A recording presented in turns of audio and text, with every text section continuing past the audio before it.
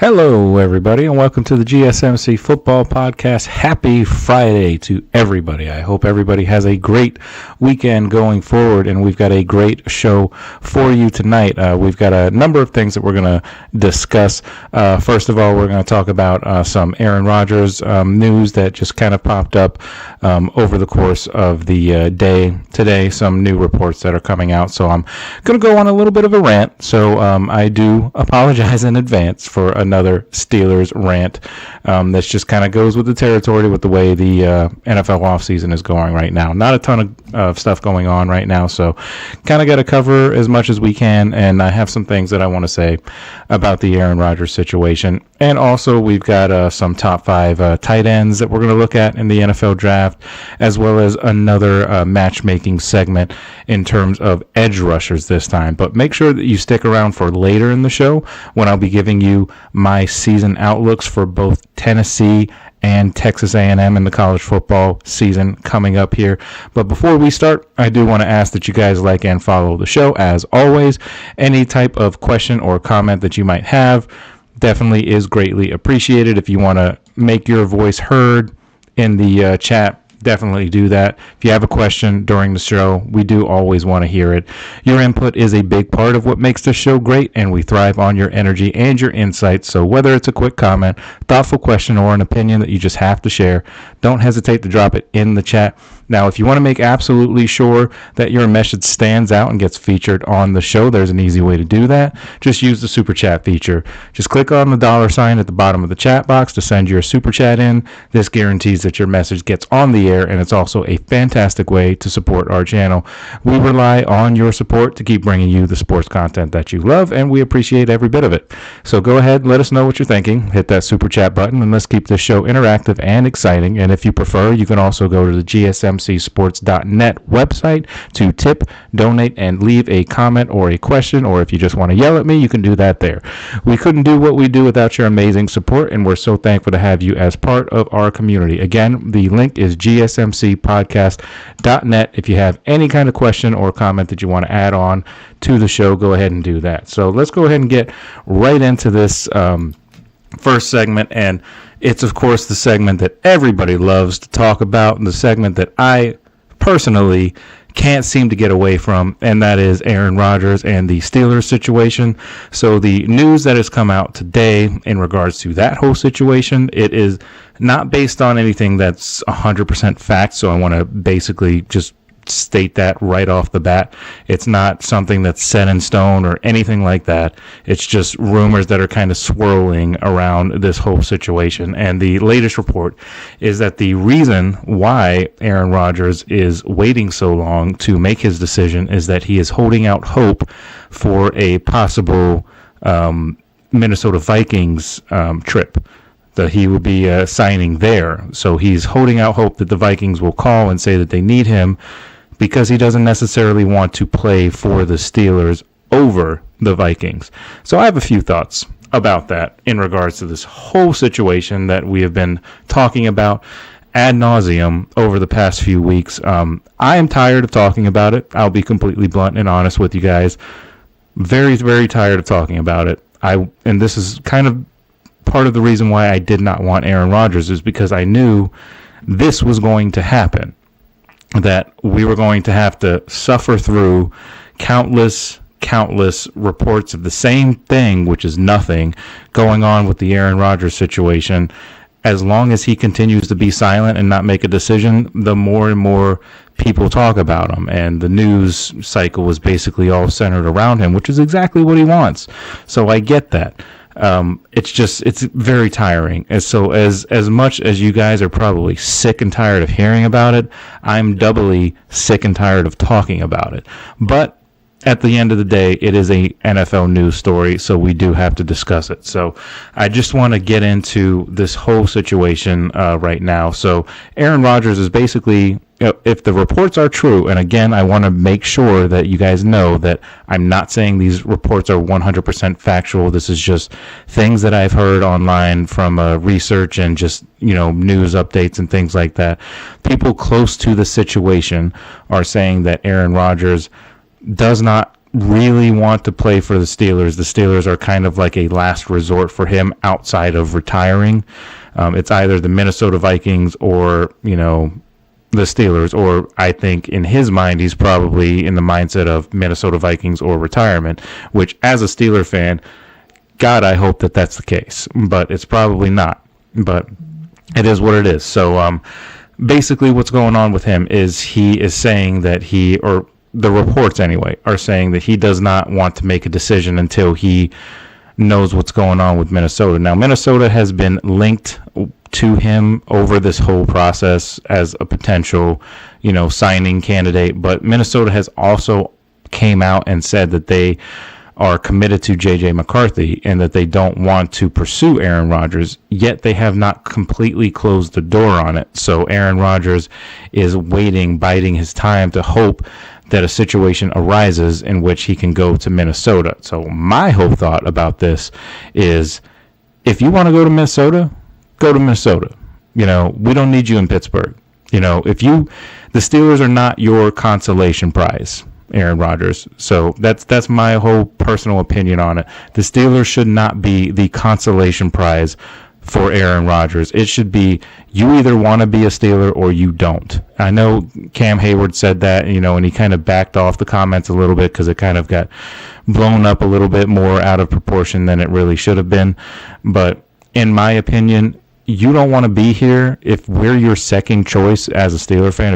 If we're your second choice, we don't want you here.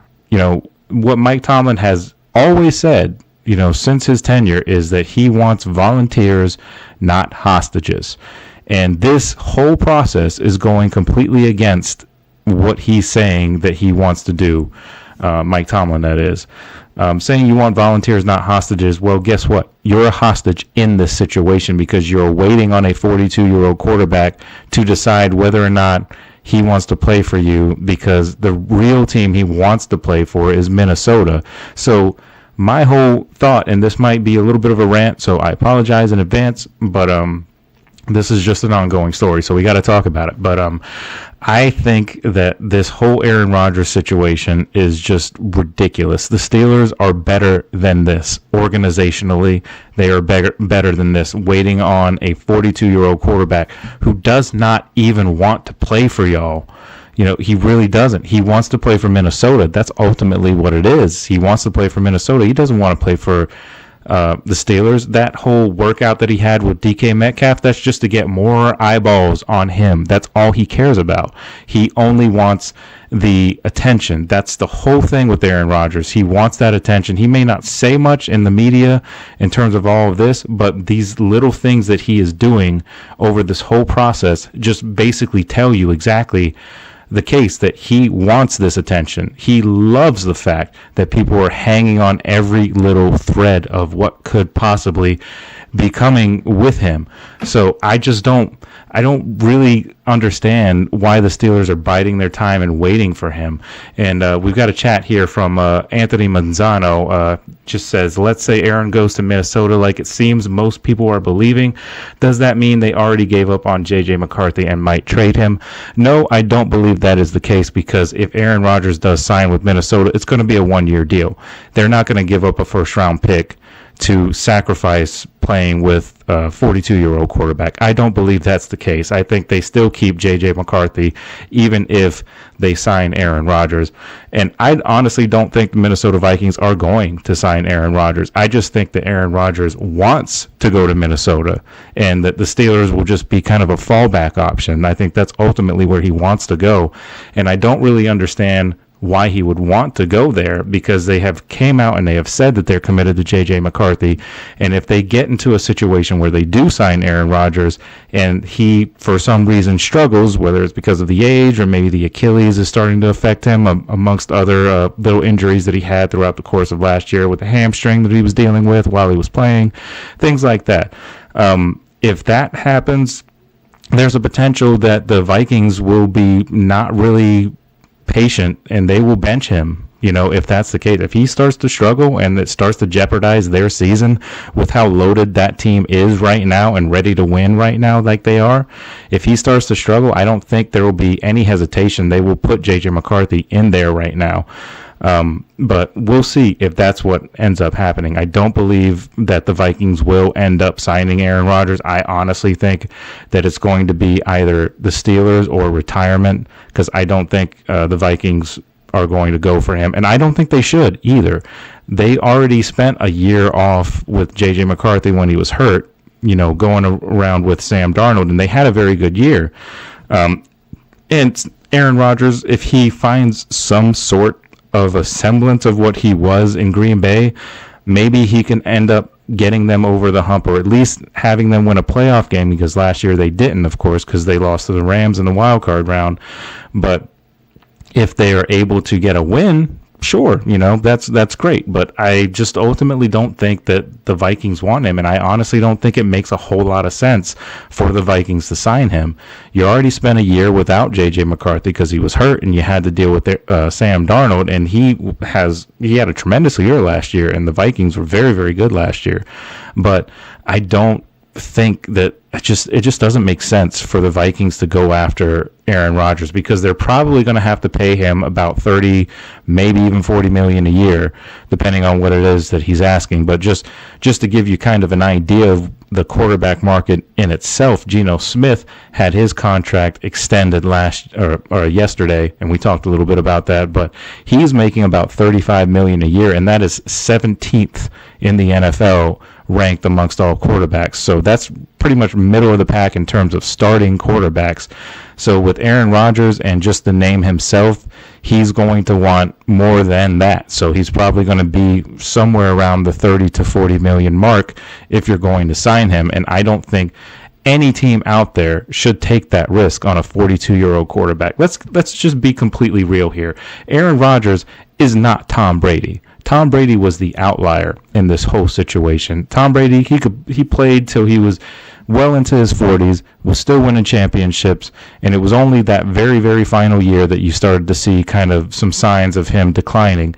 He is a rare exception. Not every quarterback, when they hit their 40s, is going to be as effective as Tom Brady was, just because he was able to do it in Tampa with a great team around him and everything. That's the other thing that you have to understand too, is in Tampa he had a tremendous team around him, great receivers, great running game, and a very, very good defense. That got them to the Super Bowl, and that ultimately got them to win the Super Bowl by being able to get pressure on Patrick Mahomes in that Super Bowl to cause a lot of mistakes. So Aaron Rodgers needs to stop thinking that he's Tom Brady, because he's not. He, in his prime, Aaron Rodgers was one of the best quarterbacks to ever play the game in his prime. The deep ball, just the ability to be able to read the defense and make some ridiculous throws that only a handful of quarterbacks can make. And also his big ability to, hit on those Hail Marys at the end of halves and stuff like that. That was one other thing that he did a lot pretty well too. But he's not that guy anymore. He can't move in the pocket like he once did. I mean, Aaron Rodgers has never necessarily confused people with, say, like a Lamar Jackson or something, but he has always been relatively mobile in the pocket so that he can get away from pressure and, kind of escape the pocket a little bit. But he's not going to run for 100 yards on you. That's not the type of quarterback that he was. He was able to get out of the pocket, and he had some sort of mobility, and he doesn't really have that anymore. And going to the Steelers would not be a good decision in my mind for him, because the offensive line is still in flux. They're still learning. They're still a very, very young offensive line. Sure, they may be better this year, but overall, they're not great. And Minnesota is a much better team than the Steelers are right now, so it's a much better situation if he were to go there. But I just don't think that the Vikings would be interested. I don't think it would be smart of them to try and sign Aaron Rodgers. You've got J.J. McCarthy. You've drafted him in the first round. You got to eventually see what he has. And I know there's that allure of having Aaron Rodgers. He's a legend in the game. You want J.J. McCarthy to be able to learn as much as he possibly can. But he spent the entire rookie season on IR because he was hurt. And now that he's healthy and should be ready to go by week 1, you're just going to keep him on the bench for a 42-year-old? That's just not, it's not going to work out. So I think the Vikings are committed to J.J. McCarthy. I don't think Aaron Rodgers goes there, and I think the Steelers should stop their pursuit of Aaron Rodgers because it's pretty clear to me that he is not 100% willing to come to Pittsburgh. He may fall back on that because the things with Minnesota didn't work out. So if the Steelers are his fallback option, he don't need to be an option, to be quite honest. The Steelers need to roll with Mason Rudolph, maybe draft a guy in the 3rd or 4th round, quarterback-wise, to try and see what they maybe have in him development-wise. And that should be the best option for Pittsburgh. They should just kind of treat this year as sort of like a wash, even though they will never say that because they're always going to say we're competing for a Super Bowl every single year, even though they don't have a team that is nearly close enough to win a Super Bowl, much less compete for a Super Bowl. They've got a lot of holes. They've got a lot of issues that they need to work out. Aaron Rodgers solves none of that. They need to focus on building the rest of this team and getting their franchise quarterback next year. This waste of time that they've been doing this entire offseason with Aaron Rodgers is absolutely ridiculous, and it has limited them from signing other guys or extending TJ Watt. They have been holding out that extension because they don't know what's going on with Aaron Rodgers, because if they have to sign Aaron Rodgers, that's a lot of money that they're going to have to take from the cap that's going to be taken away from TJ Watt's potential contract.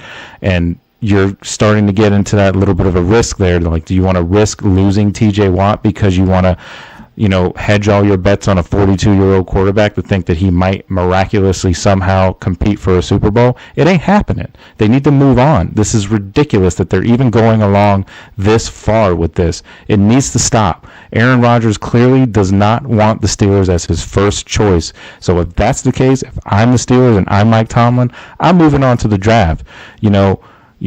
To heck with Aaron Rodgers at this point. If he don't want to be here, we don't want him here. We don't want people that don't want to be here. So move on, get to the draft, focus on rebuilding this entire team, and maybe focus on getting a quarterback next year in the draft. So that's all I have to say about that. I just wanted to cover that because that was a piece of information that came out that kind of riled me up a little bit. So I apologize if I've got a little more energy in this segment here, because it's just this situation. I'm just so tired of talking about it. And it's an NFL segment, and this is a football podcast, so I totally get why I have to talk about it. Totally understand that. Doesn't mean that I like it. And I'm tired of talking about this. I wish he would just make a decision so we could stop with all of this nonsense. This is the whole reason why I did not want Aaron Rodgers here, because it's just an ongoing conversation that just will never end until he finally makes up his mind. And he may even end up not even going with the Steelers. And then you wasted all of this offseason waiting on some 42-year-old guy to give you a word on what he's going to do. It's just a complete waste of time and a complete mismanagement by this entire Steelers organization. They really need to look at themselves in the mirror, because they are not planning to win a football game. They're not planning to win a Super Bowl. They may say that right now, but the way they're handling their business, it's not conducive to winning a Super Bowl. You don't go and get a wide receiver and sign him to $150 million without even having an idea of who's going to be throwing him the football. You don't do that. That's just bad business. It doesn't make any sense. You secure the quarterback position, the most important position in the entire NFL, and arguably of all sports. The Steelers have just completely just disregarded it year after year after year after year after Ben Roethlisberger retired, and it needs to stop. They need to start focusing on building towards the future. This Aaron Rodgers nonsense has to stop, period. But that's all I'm going to say about that situation before I get even more riled up. So we're going to take a quick commercial break, and we're going to be right back, and we're going to get into the stuff that people actually want to hear, stuff that I actually want to talk about, because I'm sick of talking about this Aaron Rodgers stuff. So we're going to take a quick commercial break, and we're going to be right back, and we're going to talk about some NFL draft situations. So stick with us. We'll be right back. Looking for your daily fix of sports talk without I feel like I'm losing my mind. Is everybody in the world blind? Please, Lord, give me a sign, a sign.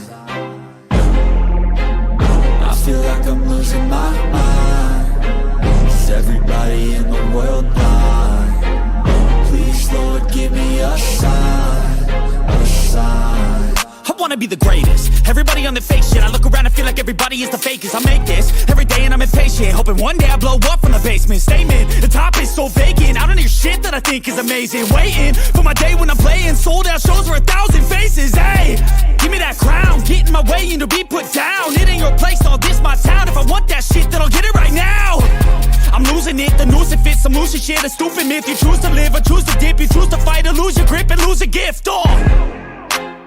I feel like I'm losing my mind. Is everybody in the world blind? Please, Lord, give me a sign, a sign. I feel like I'm losing my mind. Is everybody in the world blind? All right, guys, welcome on back to the show. We are getting into the next segment of our show. We're going to do some NFL matchmaking in terms of the edge rushers.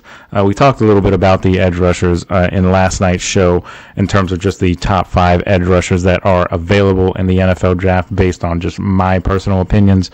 So we're going to do some NFL matchmaking in terms of where those guys might go and who they might end up, signing with and who would be the best fit, things like that. But before we go ahead and get into that segment, let's just take care of all of the boring stuff that we need to talk about. And that is, if you guys have tips or donations or a comment or a question, anything like that you want to, contribute to the show, just go ahead and hit the super chat. That is GSMCpodcast.net or GSMCsports.net, to tip, donate, or just leave a question or a comment there. If you have any questions, any comments, such as Anthony did in that earlier segment, if you have anything like that, definitely throw that in the super chat so we can talk about it. So go ahead and do that. Once again, that's GSMCsports.net if you want to go ahead and contribute. So let's go ahead and get into the rest of the show. I'm going to stop saying go ahead so much. So let's talk about the edge rushers. And top 5 edge rushers, of course, we talked about in the episode last night. In case you missed that, definitely go check that out. That is on the GSMC networks on YouTube. If you are subscribed to that, you can go on to either one of those channels and find that segment, of course. So before we go ahead and I said go ahead again. Before we get into that, let's just go ahead and talk about the top 5 guys that I talked about. Just to kind of list them, I had, of course, Abdul Carter from Penn State, Michael Williams from Georgia, Mike Green from Marshall, James Pierce Jr. from Tennessee, and Donovan Iziriwaku. And I definitely butchered that name, so I apologize to Donovan if he's listening, which he probably isn't, because let's be real. Boston College is where he comes from. So that is the top 5 guys that I'm going to talk about today. So let's start with the guy that is the most recognized, the guy that's been talked about the most over this whole process, and that is Abdul Carter from Penn State. I have him going to the Browns, and a lot of people have mocked him to the Browns as well. Would be a crazy, crazy defensive front to have him paired with Myles Garrett. And Cleveland GM Andrew Berry just, of course, locked up Myles Garrett on that record-setting extension that gives him about $40 million a year, highest paid non-quarterback player in the NFL with that contract. So this is kind of a crazy stat that I was unaware of until I actually did the research for this particular segment. But this will actually be the Browns' first round selection in 4 years. And given their lack of cap space, that kind of makes sense, because they've had the whole Deshaun Watson thing where they had to give like 2 or 3 first-round picks to Houston in order to get him. And, of course, that did not work out, as we all know. But Cleveland seems like they are in the market for a quarterback, you would think, because the whole Deshaun Watson thing hasn't really worked out. There's been guys, draft experts, that have kind of mocked Shedeur Sanders to him, or to the Browns rather, and they've kind of just marked either him or Abdul Carter to the Browns. It's not really been too much outside of those 2 players. So Abdul Carter, I think, would make sense for the Browns, because it would shore up that defense, especially if they're kind of looking towards next year's draft to try and draft a quarterback, because it's a much, much better class overall in the NFL draft in terms of quarterback next year than it is this year. So Shedeur Sanders could end up falling a little bit, and we'll have to see what happens. I don't think the Giants will take him, because the Giants just signed Russell Wilson. They were the other team that was talked about as a potential suitor for Shedeur Sanders. And the Raiders as well were briefly talked about in the early parts of the offseason about potential suitors, but they of course have traded for Geno Smith, so you have to think that most likely they're probably not going to go quarterback with that first pick. So the Browns makes a lot of sense for Abdul Carter, that is. So we'll have to see what the Browns end up doing. They have not necessarily had a great history in terms of drafting quarterbacks, so maybe they go in a different direction and they go Abdul Carter to pair with Myles Garrett, because that would be quite a defense if they were able to do that. I know Carter is coming off of a couple of injuries. He had that shoulder injury. That's a pretty big concern. He's had some injuries with his knee and with his ankle and things like that, or foot. So we'll see how he is. He should be healthy for week 1, no matter where he is drafted. That is the overall feeling for him, but we'll have to kind of see as time goes by whether or not that is the case. So moving on to the next pick here on edge rushers, I have Michael Williams from Georgia, and I have him going to the Saints.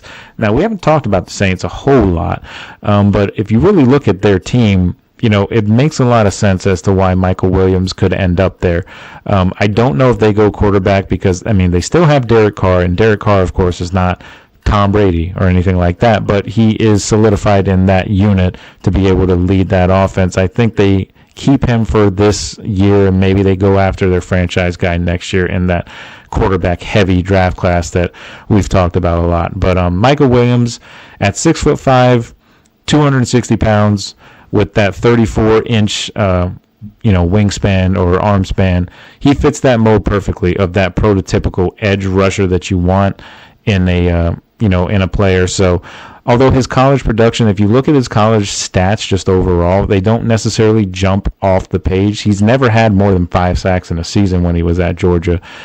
But the thing about the Saints is they've never really shied away from investing in those raw, physical, talented players that are in the draft, guys that you might consider possibly a project. I don't think Michael Williams is necessarily a project. I think he's still very good and pretty much pro-ready. He has a few things that he needs to learn. He needs to, of course, increase his production in terms of sacking the quarterback, but he's got all of those tools. So just a little bit of coaching, he'll be able to do it. And the Saints' new head coach, Kellen Moore, he comes over from the Eagles. The Eagles are an organization that are known for its investment in the trenches, and they carry that philosophy. And they also are very known for drafting Georgia defenders. That's kind of one of their things. So maybe Kellen Moore brings a little bit of that over into the Saints with that hiring. So we'll have to see. But I think Michael Williams is a decent fit for them overall. They need to build up that team. They don't have a ton of good talent on that team overall. They're one of the least talented teams in the NFL, I would think. With that, they still have a few good players here and there. Chris Olave is a decent receiver, but they need to build around that. And Michael Williams is a good step towards building up that defense. So we'll see what the Saints are able to do. But moving on, Mike Green is the guy that I have on the next spot on this list from Marshall, and I have him going to the Falcons. And I think this pick makes a ton of sense because the Falcons, they were in the bottom 2 among the NFL teams in sacks overall. They had a total of 31, and they were among the bottom 2 in pressure rate as well, which was 28.1%. That is per Next Gen Stats, and in 2024, that was their stats. It seems pretty likely that they'll look to address the defensive line here, especially with them losing Grady Jarrett in the offseason to Chicago in that trade. In that free agency after they released him. But Mike Green, he is a second-team All-American. Sun Belt Conference Defensive Player of the Year last year, first-team All-Sun Belt as well. He was a finalist for the Ted Hendricks Award, which is the nation's top defensive end, and he also led college football with 17 sacks, which ranked second also with tackles for loss with 22.5 tackles for loss. He led the team with 3 forced fumbles as well, started all 13 games, so he's pretty durable. He is he's an explosive guy. He's that guy that you want on your edge. puts me in the mind of Micah Parsons a lot with his speed and his explosiveness off the edge there. So he could be a great get for the Falcons and would be a good step towards basically rebuilding that defense and maybe getting them to where they want to go to. So we'll see. They've got a young quarterback, of course, that they're, doing on offense, that they're looking at on offense. So the defense needs to step up their end of the bargain as well. So getting a young guy like Mike Green would be a good step towards doing that. So that's who I have there. The other guy I have on this list is James Pierce Jr. out of Tennessee, and I have him going to the Cardinals. And he was a guy that really impressed at the Combine, had a lot of very good stats, had a very fast 40 for a guy his size especially. But Arizona signed Josh Sweat, the defensive end from from the Philadelphia Eagles, to a 4-year, $76 million contract. They did that in free agency. They also brought back Calais Campbell yesterday, and we talked about that a little bit on the show yesterday. But I don't think that's going to stop them from going edge rusher here. I think James Pierce is a good addition to that defense, and he has displayed relentless pursuit when he was at Tennessee. He perfectly fits that mold, bringing that burst that Gannon, the head coach for Arizona, seems to look for off the edge. And he's also another Philadelphia guy. So, he's coming from that same type of background. And should Arizona somehow pivot to the interior of that defense, I would kind of look towards Michigan's Kenneth Grant or Oregon's Derek Harmon that could potentially fill that void if they were to go interior defensive line. But I think if they go edge rusher, they're going to go James Pierce Jr. out of Tennessee. Where that ends up being, we'll have to see, of course. But we'll see when the draft comes up in just 20 days from now. The last guy that I have on this list is the guy that I always have trouble pronouncing his last name. Just call him Donovan from Boston College. No, Donovan Ezeruwaku. I'm sorry. I'm doing terrible with that name. But he's a great player, regardless of how terrible I am at pronouncing his name. But if you take a look at the Ravens, this is just the kind of guy that they would want. General manager Eric DeCosta, his strategy basically aligns with need, and given that the veteran Kyle Van Noy's age and also Odafe Owe's 2026 pending free agency, you would think that he was probably going to try and upgrade that position now in a very edge rusher defensive line heavy draft class that this is. And he's got exceptional talent, of course. You just take a look at what he did last year. He was second in all college football with 16.5 sacks. And he also earned ACC Defensive Player of the Year. He's got elite agility. He's ran a 4.19 short shuttle at the Combine. So very, very versatile, very agile, very explosive. He's a versatile pass rush player. He aligns with DeCosta's penchant for that explosive, high upside defender at that high impact position that the edge position really is. And the Ravens have always kind of, just basically done exactly what they needed to do in terms of defense to go after these guys that are great defensive players, linebackers, things like that. They have a history of doing that. So bringing in Donovan from Boston College, that definitely makes a lot of sense. So we'll have to see if they end up doing that. Wouldn't surprise me. The Ravens are pretty much set offensively. So defensively, if they go offense, maybe it's an offensive lineman. But outside of that, I don't think they go any other offensive position in the first round. Defensively, if they want to go edge rusher, I think Donovan would be a great pickup for them overall. So those are my 5 guys. I have Donovan Ezeruwaku going to the Ravens. I have James Pierce going to the Cardinals. I have Mike Green going to the Falcons. Michael Williams going to the Saints. And then Abdul Carter going to the Browns. So those are my 5 guys. If you guys agree or disagree, definitely let me know. Let me know who you think might go where instead of those guys. And all of that. So before we go ahead and get into the rest of our show, we have to take one other break here, and we're going to talk a little bit more about draft prospects. We're going to talk about the tight ends who we haven't actually talked about yet as of this point. So this is a very, very deep class in tight end, and this is arguably the deepest class in the entire draft. You could definitely make that argument. So we're going to get into that. But first, we're going to take a quick break, and we will be right back, and we're going to talk about tight ends. Having to pay for it? GSMC Sports Network is available on YouTube. Just search GSMC Sports Network. Get your fix of daily sports talk shows on YouTube, absolutely free. NFL, college football, NBA, MLB, MMA, UFC, fantasy football, and so much more. GSMC Sports Network has shows running all day long, with new sports shows starting every 2 hours. Just like on your favorite cable sports channel, except GSMC Sports Network is absolutely free. Just search GSMC Sports Network on YouTube to catch one of your new favorite shows, like the GSMC College Football Podcast, Chip Shot Football Podcast, Hoops and Heels Women's Sports Podcast, GSMC Basketball Podcast, and so many more. Check it out for yourself. GSMC Sports Network, now available on YouTube absolutely free. Search GSMC Sports Network on YouTube right now.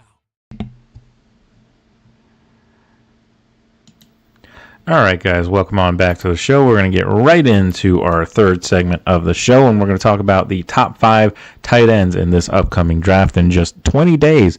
It's right around the corner, and we're going to have a lot of answers to a lot of these questions that we've posed on these shows over the past couple of weeks or so. But top 5 tight ends in the draft, like I said right before the break previously, this is arguably the deepest class in the entire draft. Positionally anyway. Running back obviously is one that is very, very deep as well, but tight end is a class that you can get a lot of very, very good players out of. So we're going to get right into that, of course. So if we take a look at, we're going to start from number 5, work our way all the way up. Number 5, Terrence Ferguson out of Oregon. And this guy is an all-time leader at Oregon among tight ends in receptions and receiving touchdowns. 134 receptions, 16 receiving touchdowns. He also ran the fastest 40-yard dash for tight ends at the Combine. That was a 4.63 second 40 that he ran. And he also tied for the quickest 10-yard split at 1.55 seconds. Excuse me. And he ran, or like I said, he ran that 40-yard dash, so you know that he has that explosiveness to his game. You know, he can get behind defenders. He's very, very good at that. His speed definitely shows up on tape when you watch him, but he's also agile enough to make defenders miss. He's elusive enough as a tight end to be able to do that, and he's also tough enough to be able to break tackles after the catch as well. He can separate with his hands, has all the tools that you want to develop into an effective route runner as a tight end. You know, finding those windows over the middle. He uncovers it when the quarterback scrambles. He does a good job kind of dissecting the defense when the quarterback is out of the pocket, and he can find those holes in the zone and be able to, you know, make some guys miss and, you know, be able to get open for, you know, big plays and things like that. He finds those windows over the middle. That's the big thing with him. And the thing about the Oregon Ducks last year, they also ran a handful of screens that they ran for tight ends. You don't typically see screens for tight ends too much, but the Ducks ran that a handful of times for him, and he was able to read and follow blocks for that extra yardage that you want in a tight end. He's got all the tools that you want for it. He doesn't have the accolades that, like, say, a Tyler Warren or something like that might have, but he is a solid tight end prospect, and he could be a starter no matter where he ends up going. And the crazy thing about this draft class, in terms of tight ends and even running backs too, is these guys, a lot of the guys that are not even on my list, they could end up going, or even the top 5 guys, they could, you know, there's top 5, there could only be like maybe 2 tight ends that go in the first round just simply because of need. But there's plenty of these guys that are on these lists that are first round talents. You know, all the guys on this particular list that I'm doing, they're all first round talents. Whether or not they actually go in the first round, that's a whole other story. But there's tons of talent in the tight end room in the draft this year. Another one after Ferguson, number 4 that I have is Mason Taylor out of LSU.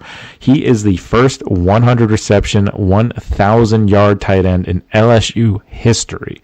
So that is pretty impressive. When you take a look at just the quarterbacks that they've had in the past, guys that have been able to spread the ball around very, very well. Joe Burrow, of course, you know, he was one of the best quarterbacks, if not the best quarterback in LSU history. But even then, they didn't have a tight end that had 100 receptions and 1,000 yards. So Mason Taylor he's that guy, for LSU. He's very, very good. He catches the ball in stride, hits that top end speed. He's another tight end that's got really, really top end speed as well. He can make defenders miss, break tackles when he gets into space. Got all those types of attributes that you want in a tight end. Provides the quarterback with a big safety blanket, a big target working against that zone looks that he has seen, and then he has the tools to develop into an effective route runner. He's not quite there yet in terms of route running, but he can absolutely be a crisp route runner if he's developed in the proper way. Depending on where he goes, of course, that'll also depend on how he ends up career-wise. He's got big hands, too, so he can make those contested catches. Strong hands, can go up there and get the ball when he needs to. He is also another thing that is very, very important, especially in the NFL, is having a tight end that can also block effectively. And he is a guy that can absolutely block effectively. He's a competitive blocker, walls off defenders in space, has that frame to develop into an effective inline blocker, and he fights to hold his ground in pass protection as well. He is a very good all-around tight end that you would want, not afraid to, throw a block here and there. So that's just the kind of tight end that you want, a guy that can stretch the field and can also pass protect and run block and stuff like that. So he's definitely able to do all of those things. So he is absolutely a very, very good prospect coming out of LSU. Next on the list, I have Elijah Arroyo out of Miami. Now, Elijah is he's sort of an interesting case because he's missed a good chunk of his college career. He missed the 2022 and 2023 seasons with a knee injury, most of those seasons anyway. But he did start all 13 games last year, and he averaged about 16.9 yards per catch with Miami last year with Cam Ward. He gets open. He can shake defenders at the top of the routes, finds windows in zones, and looks and uncovers when the quarterback scrambles. He's very good at, identifying when the quarterback is out of the pocket, and he can adjust his routes and get into open space. He's very good at that as well. So he catches all of those passes in stride. Pull away from the defender when he gets a seam after the catch. He's got that speed that where he can pull away from certain secondary players as well as linebackers. He's a matchup nightmare for linebackers with his speed. But he tracks the deep ball very, very well as well. And he makes those over-the-shoulder catches, which are very tough to make, even for wide receivers to make. But he's able to do it, at a relatively high clip. So he's very, very good at that. He extends and catches passes away from his frame, which is a big thing when it comes to those deep balls and, being able to make those over-the-shoulder catches. He can kind of stretch away and still have good body control and be able to, find those balls and, bring them in. He makes plays over the middle, too, which is a big thing in tight ends. That's typically what you want in a tight end is obviously you want them to block and be short-handed and all that, but you want them to be able to get into the middle of the field and create matchup problems for each and every one of the defenders that they end up, going up against. So I definitely think he's one of the best tight ends in the game or in the draft for sure. He does get stood up and shed at times, but he is also a competitive inline blocker. So he needs to work on his blocking a little bit more. But overall, I think he's a pretty solid blocker. And, of course, he's a young guy, so that'll come with time. If he's, developed into a proper tight end, then that shouldn't be an issue for him. But definitely one of the top three in the draft class, in my opinion. Number 2 I have is definitely been kind of touted as the number 2 tight end in this entire draft, and that's Colston Loveland out of Michigan. He is an effective route runner also. He wins with his hands, shakes defenders, and accelerates out of his breaks at the top of the routes very, very well. He runs away from coverage on those crossing patterns, and he's also a very big target, as most tight ends are, but he's a very big target who gets into those spots against those zone looks. He does very, very well against zone coverage. So if he's ever playing a team that's very, very zone heavy, that could be where he could thrive in the NFL. And he also has big hands, and he doesn't drop many passes. He catches the ball in stride, gets that north to south, and runs hard after the catch. He's a big-bodied guy, so he can run through some guys in the secondary if he has to. He didn't run at the combine, but he did display effective speed on tape when you look back at some of the games that he has played in for Michigan.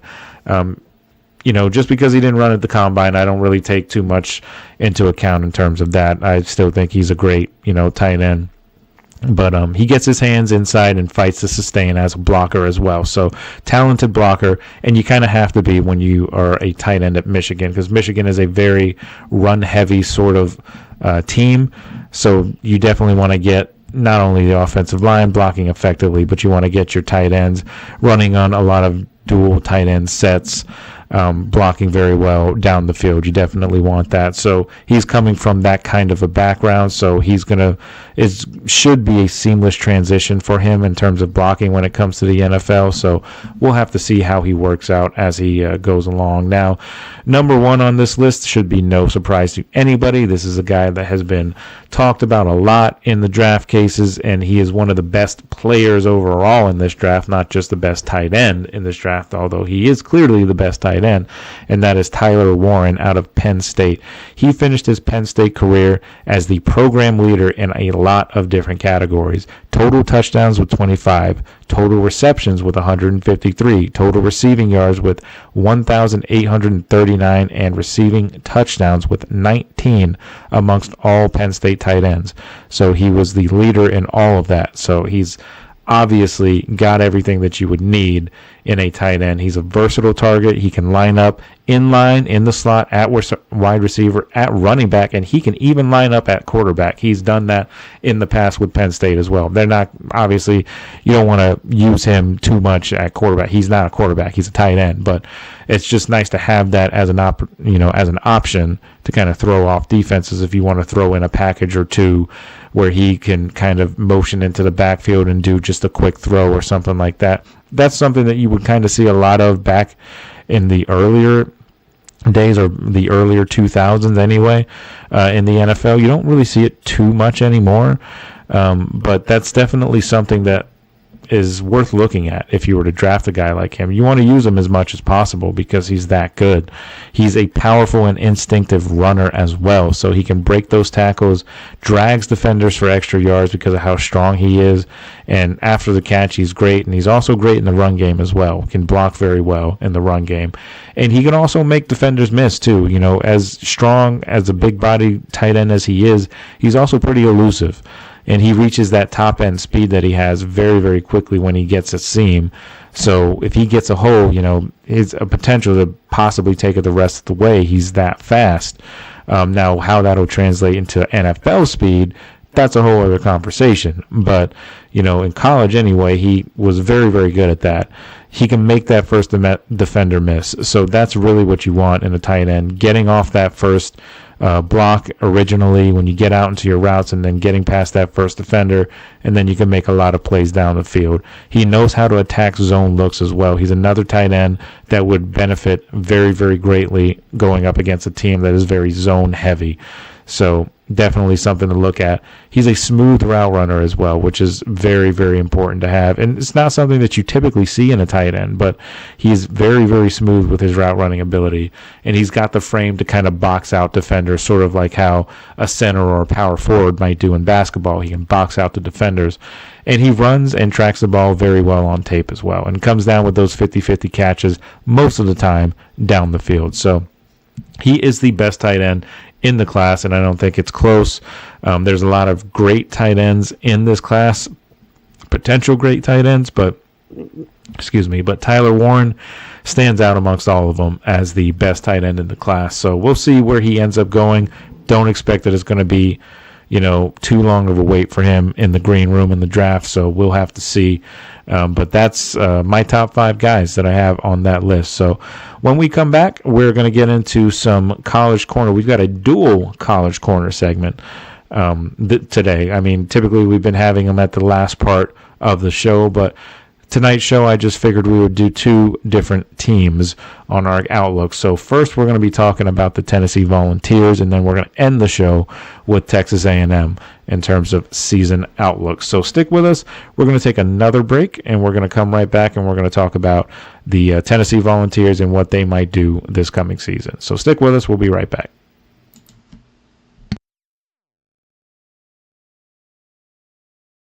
For the best and latest podcasts available anywhere, go to the podcast app on your cell phone and type in GSMC. to access free content-rich podcasts on health and wellness, book reviews, sports, entertainment, relationships, social media, movies, technology, finance, and even weird news. Subscribe and download the GSMC Podcast Network's family of shows, available everywhere podcasts are found.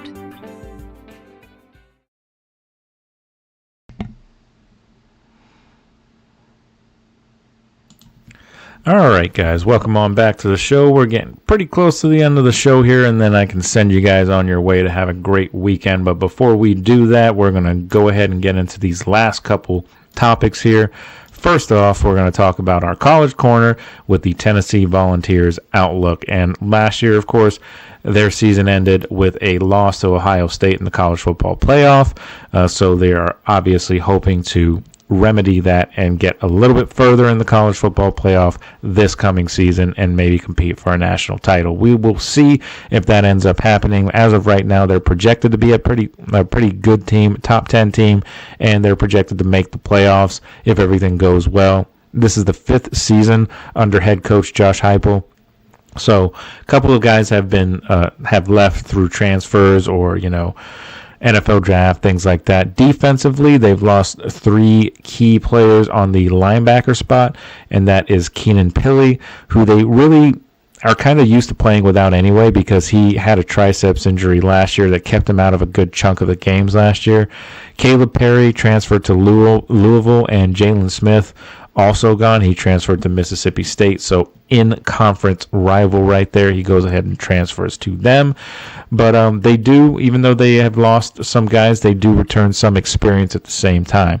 The top of the depth chart with their starters, Jeremiah Telander and Arion Carter, both returning at linebacker. So that should help offset some of the losses that they've had at that position.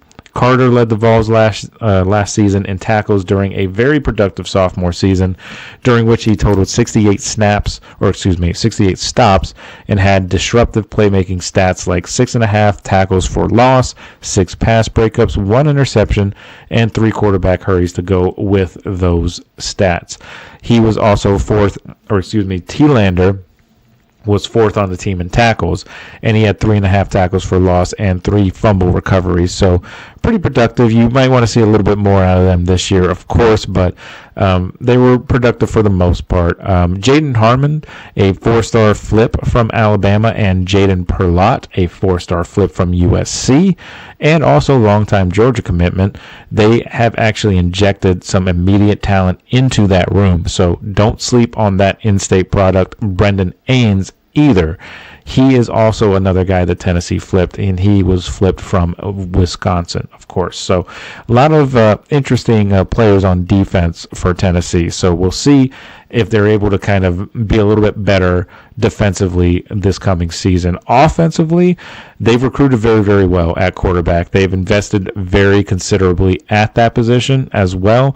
But their starter going into this season is Nico Yamaleva, or I might be mispronouncing that one as well, but Nico Yamaleva's first season as a starter for the Vols was last year, and it has to be considered a success, you'd have to say, because they did win 10 games, and they did make the college football playoffs with a redshirt freshman at quarterback, but they definitely left a lot to be desired in terms of the passing game. The thing that kind of got them there was having Dylan Sampson, the SEC Offensive Player of the Year at running back, not to mention the number 1 overall ranked offense in the SEC and a top 5 defense as well. So they were able to ride both of those things, and the passing game, like I said, left a lot to be desired, but they were able to kind of overcome that because of the talent that they had everywhere else on the field. And they have to replace Dylan Sampson somehow this year because he is gone now to the NFL draft. He's one of those top running backs that are in the very, very heavy running back class. So they're going to have to find a way to replace him. Now, right now, they did land Star Thomas from Duke out of the transfer portal, and that gives the backfield a little bit of a veteran presence as well. So definitely good to have that after losing Dylan Sampson, of course, from last season. You take a look at what Thomas's numbers were. He's 6 foot 210 pounds, and led the Duke Blue Devils last year in rushing with just over 1,000 scrimmage yards, and Duke had a 9-win campaign, and that's pretty good for Duke. Duke doesn't typically go into football too much. They're more of a basketball school, so for them to get 9 wins in the ACC is pretty productive. And he also had 2 productive seasons at New Mexico State before he went to Duke as well, so he has a history of being productive. So Tennessee is hoping that that can translate into a successful 2025 campaign for him. So at receiver, though, Tennessee must replace some seniors that have left, and that is Brew McCoy and Dante Thornton. Both of those guys hit the portal. So plus 5 other wideouts as well. So the losses are very, very significant on that part of the field. So there's a lot of questions at receiver for Tennessee. That's probably their biggest question mark, is that position, because they lost a ton of guys through transfer portals and things of that nature. They go into the spring ball with just 6 scholarship wideouts, 3 who have never played a snap in college, 2 second-year players who had 10 combined receptions as freshmen in 2024, and then, of course, Chris Brazel II. He was a 4-star transfer portal addition who started 9 games last year, and he was second among receivers in targets and snaps. And that was last year for Tennessee. And he only turned that, though, into 333 yards and 2 touchdowns. So not necessarily the production that you want to get from all of that, of course, significance, all of that stats and all that promise that he has. But they were also able to get 5-star recruit Mike Matthews away from potentially transferring, because that was an issue that they were looking at. He could potentially transfer to somebody else, but they were able to keep him. So there's a lot of questions. Defensively, they seem to be pretty solid, but it's offensively they have a lot of questions, mainly at wideout. If they're able to get production from some of those replacements and things of that nature, they could be right back in there in the college football playoff. If they don't, then they could be looking at a possible 8 or 9 win season and looking on the outside, or being on the outside looking in. We'll have to see with Tennessee. They do have a relatively tough schedule, because anytime you play in the SEC, it's a pretty tough schedule. But we'll have to see what they end up doing overall. They've got that big game against Florida, of course, is always a big rivalry, and Florida should be improved this year, so that's not going to be necessarily an easy game, as it has been maybe in the past few years when Florida's been down. Florida is still not all the way back or anything like that, but that is one game. And, of course, they've got the LSU game as well, and LSU should be much, much better, and they are actually looking at potentially getting into the college football playoffs this year as well. So they're going to have to get through a lot of SEC teams to get where they want to go to, but they still have talent on that team. And if Nico can come through in his sophomore season and really develop as a quarterback and as a passer as well, then they can really end up having a very, very good season. We'll just have to see. It's pretty crazy to see Tennessee, because Tennessee's basketball team is always pretty good. To have them, good in basketball and in football is, kind of rare if you think about it. Tennessee has always kind of been scrappy football-wise, but they've never really been that team that you would look at saying that, okay, this team's probably going to win a national championship, or they're going to probably compete for a national championship. And, I mean, technically they did last year because they got to the playoffs, but nobody thought that they were going to get all the way to the national championship game. I personally didn't feel that way. They would have to get through Ohio State, and they weren't able to do that. So Ohio State was the best team in college football last year, obviously, and, they won the national title, so it's easy to say that. But, they just all around were a better team, and Tennessee were just not really, really ready to get to that level when they played Ohio State. But maybe this year they are. Second-year quarterback under this system, 5th-year head coach Josh Heupel is hoping to get a lot out of his team this year. We'll see what his future might end up being depending on what happens with Tennessee this year, if they decide to move on from him or if they decide to keep him on. He's been there 5 years. They got to the playoffs last year, but outside of last year, they haven't really gotten to the point where he wants them to be, of course, and that's been like a legit competitor in college football. But this year they could end up being that, but it's a very tough SEC this year, probably tougher this year than it was last year, I would think. There's a lot of other teams that are good. South Carolina is another team we talked about that are also very good. Tennessee may have to take them on as well, especially if they want to get to the SEC championship game. There's teams that they're going to have to play to try and get over the hump. Georgia should be down a little bit this year, so maybe they can get past Georgia and Alabama. Alabama's kind of been, for their standards, been pretty down over the past few years since Saban left. Still very, very good, though. Still, you got to talk about them in the conversation because it's Alabama, but they're not nearly what they once were with Nick Saban. So that's another team that are going to have to get through. But I could see them winning about, if all goes well, I could see them winning about 10 games. If Nico develops and takes that big jump in his second season, in his sophomore season, then they can really turn some heads in college football. We'll have to see if that ends up happening, but I think 10 wins in a potential college football playoff is a legitimate thing for Tennessee to look for overall. So that's my outlook for Tennessee. When we come back, we're going to talk about Texas A&M because they're a very interesting team to talk about. I got a lot of things to talk about with them, so we're going to get into that. With Tennessee, like I said, we'll see what happens. College football can't come soon enough because it's going to be a very interesting season, a lot of storylines going on. So a lot of teams that you don't necessarily you're not necessarily used to seeing them being competitive in terms of national championships. Maybe they can sneak in this year. Tennessee is one of those teams that could possibly sneak in if all goes right. So we will see. But when we come back, like I said, we're going to talk about Texas A&M. We'll try and keep it relatively brief so that we can get you guys out of here and get on to your weekend. So stick with us, and we will be right back right after this.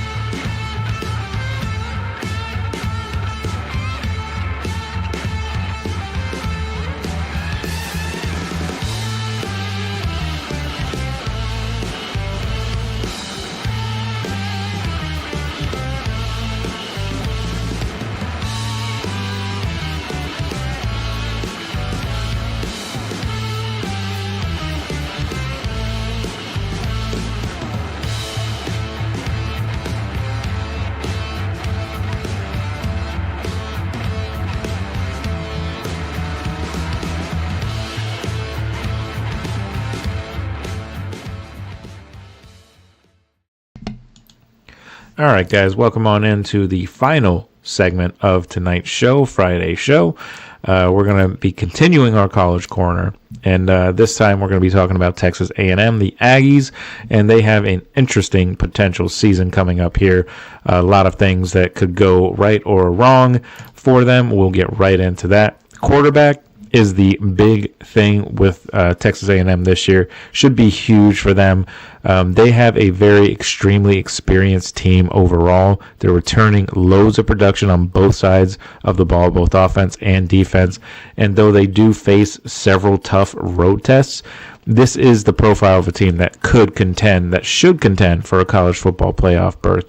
We'll have to see how it shakes out. But they're sixth in the country in terms of returning production, so not a ton of losses overall on either side of the ball for Texas A&M.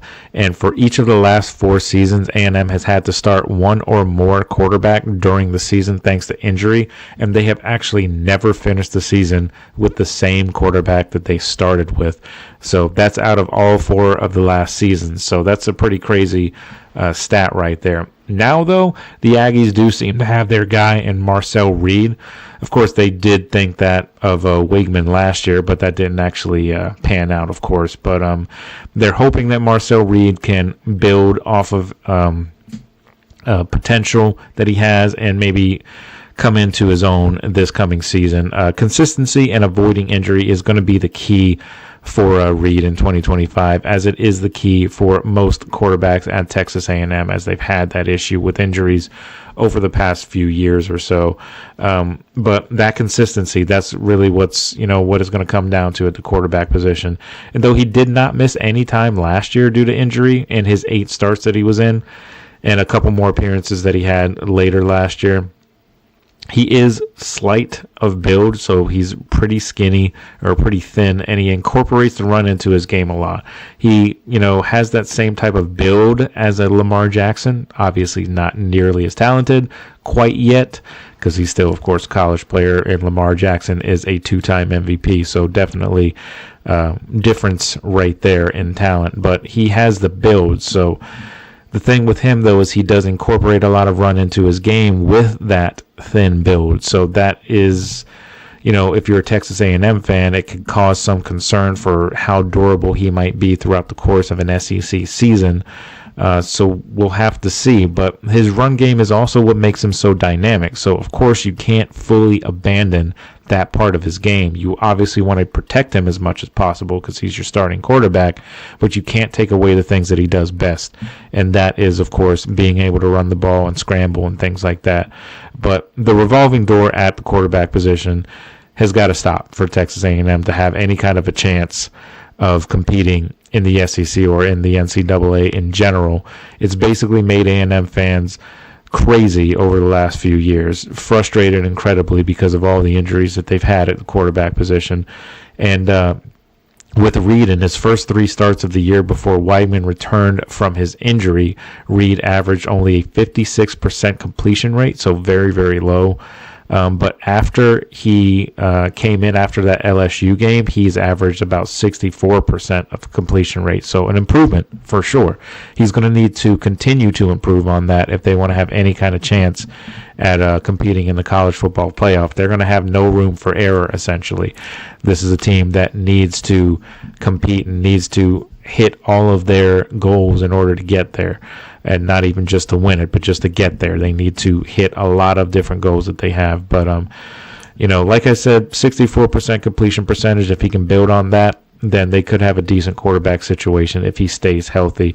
Now, their running back depth looks to be one of the strongest in the entire SEC. They've got Le'Veon Moss and Ruben Owens, both of whom have struggled with injuries in the past, so that is, a concern. But they're expected to be fully healthy and ready to go in the week 1 in the college football season. So they should be able to contribute in a pretty significant way overall. Le'Veon Moss, he showed flashes of his potential in his limited action last season. And, of course, Ruben Owens, he's a very versatile playmaker, and he could be a game changer in the backfield as well. He can hit those home runs, that you need in a running back. And Texas A&M's offensive line should also be another one of the team's strengths this season. The majority of the unit is returning from last year, and the Aggies will benefit definitely from that continuity and that experience on that offensive line, especially if they want to keep guys like Marcel Reed up top and upright and, relatively healthy. They're going to need to absolutely improve and continue to improve as the season goes along. But that combination of experience and depth up front could be one of the driving forces for Texas A&M's offense this year. If they have success, it's going to start from the trenches. If their offensive line can continue to grow and if their running game can be as strong as we think it should be, then they could end up having some pretty good success offensively this year. Defensively, defensive coordinator Mike Elko is returning to the helm of the defense, and I do anticipate that the Aggies will be much better on that side of the ball because of it. It was the rush defense that took the biggest jump from 2017 to 2018, which is when Mike Elko was there. It's the first time that Elko took over the Aggies defense was back then. So that was the biggest jump. So hopefully they're getting into that same type of mindset this offseason heading into this year, that they can stop the run very well. They have just one returning starter from last year's unit that boasted 2 potential first-round draft picks, and Nick Scourton and Shamar Stewart, who are both most likely going to be first-rounders out of the NFL draft in just a few weeks. Dayan Haynes, the transfer from Colorado, he's going to start on the edge on the left. That's what all of the projections are kind of leaning towards. So if they can get production out of him, that would kind of limit the loss of guys like Scourton and Shamar Stewart, of course. But however, with Sam Mpemba and TJ Searcy also transferring in, and those guys are from Georgia and Florida respectively, he will face some competition from them in order to, or in addition to, of course, Rylan Kennedy and Solomon Williams on that entire defensive front. So there'll be some competition there, and that will only bode well for Dayan Haynes, I believe. Competition typically brings out the best in people, so hopefully that is the case with them. So one of the few returning starters for the Aggies on that defensive front is defensive lineman Albert Regis. He's going to be heading into his senior season. He's going to be one of those guys that's going to be very highly sought after in the NFL draft next year, most likely, especially if he can have a really good year this coming season. His junior year, he had 36 total tackles. He did have a half sack, so not a ton of sacks, but had 6 passes defended, and he started in 12 of his 13 appearances that he made. So the other guy on defense is DJ Hicks at defensive tackle. He steps into the role that's left behind by Shamar Turner. And as a sophomore playing behind Turner on the interior, Hicks totaled 17 tackles, 2.5 for a loss, and 1.5 sacks. So obviously you are probably going to see that number uptick a little bit as he becomes the main guy and is not playing the backup role or the supporting role behind Shamar Turner in this particular season. So we'll see what Hicks ends up bringing. He should bring a pretty solid force at defensive tackle for them. We'll have to see. But the Aggies also bring back both of their starting inside linebackers, Torian York being the one who's been in the college station the longest. And after playing alongside Edgerrin Cooper last year as a true freshman, he enjoyed a productive sophomore season as well. So coming into his junior year this year, so Torian York should absolutely be one of the difference makers on that defense for sure. He started in all 13 of his appearances last year. He totaled 82 sacks, 10 for a loss, 2.5 sacks, and also grabbed 1 interception as well. And after Texas A&M last year, they were 90th in passing defense.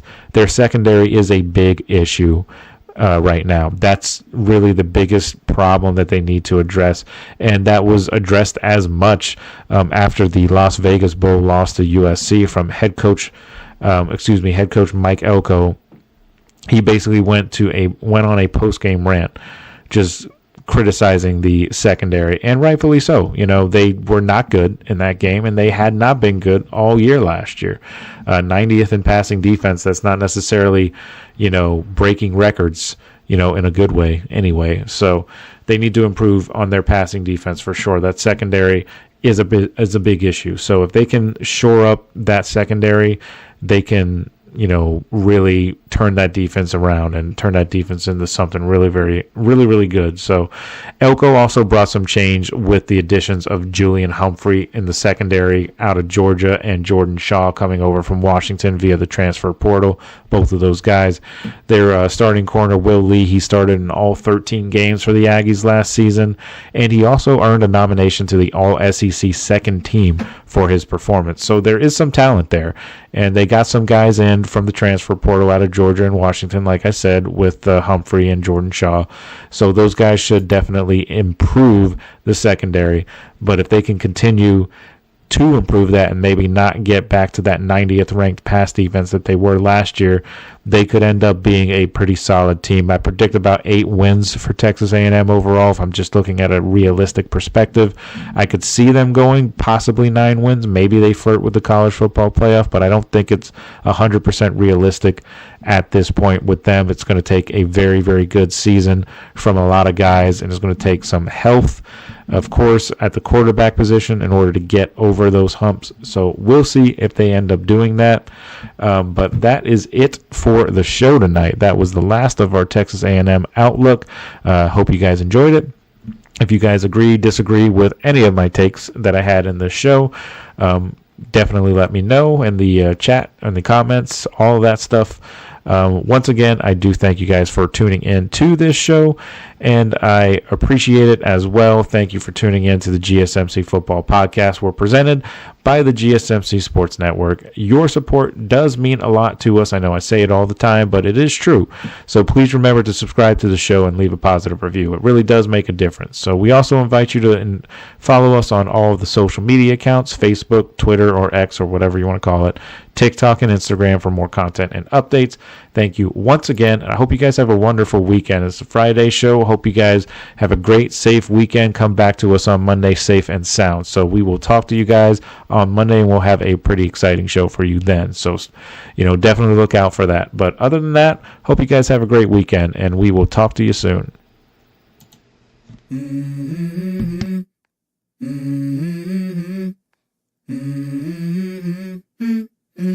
Let's go. I wake up to a little bit of drool on my pillow, feel like it's gonna be a bad day. Yeah, I'm tired of shit, and the coffee ain't hit yet, damn, ain't that great.